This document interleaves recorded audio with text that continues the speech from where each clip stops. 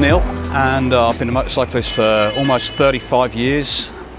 On and off, there's been several breaks in it, but from 17 years old, I've rode motorcycles.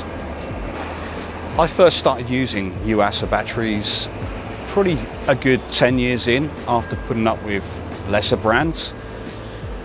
I had a couple of very bad experiences while trying to take holidays away, and I had a battery go bad on me. I spoke to some other bikers who said, look, just put a good quality Yuasa in there.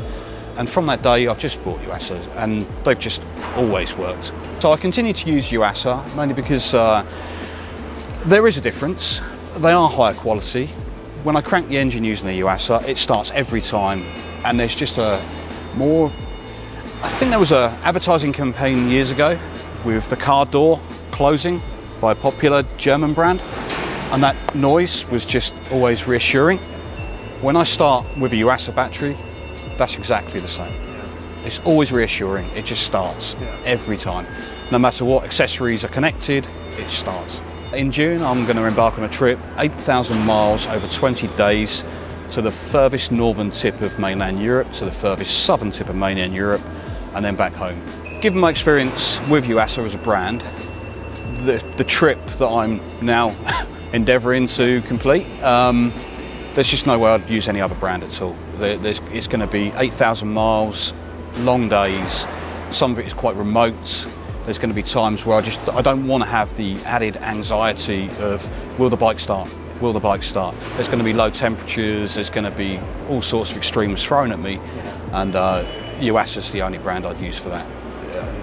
The trip itself will begin from Dover, heading to the North Cape, the very furthest point that I can get in mainland Europe, in Norway, and from there I'll just head south right the way down to the southernmost tip of Tarifa.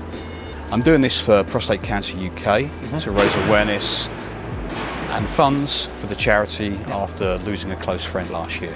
Prostate Cancer UK is a fantastic charity that are doing a lot of research as well. I personally think a lot of men don't get the check due to what it involves. Yes. We all know as men what it involves. If you don't, maybe, and you're over 40, it's a good time to discuss with your GP. You know, it's not a pleasant check to have done, but it's far preferable than a late diagnosis, which will be much more uncomfortable for you later in life. One of the key pieces of work that Prostate Cancer UK are doing for me, as well as obviously all the help they give to people that are suffering from prostate cancer, is the research into new ways of diagnosing prostate cancer, which I think will catch early diagnosis a lot better than it currently is. The friend I lost last year, it was completely avoidable in some respects if he'd have been diagnosed early. I believe the biggest challenge with the trip will be long hours alone on the bike, keeping focus and knowing that I'm going to have to do the same the next day, no matter what the weather throws at me, whatever happens with how many miles I can get through, with unforeseen circumstances, with the possibilities of breakdowns or any other issues. I can't help what will be thrown at me, like punches maybe, but one good thing is I know I'll have a reliable battery fitted. You can follow my progress via either Instagram, the account Road King Antics.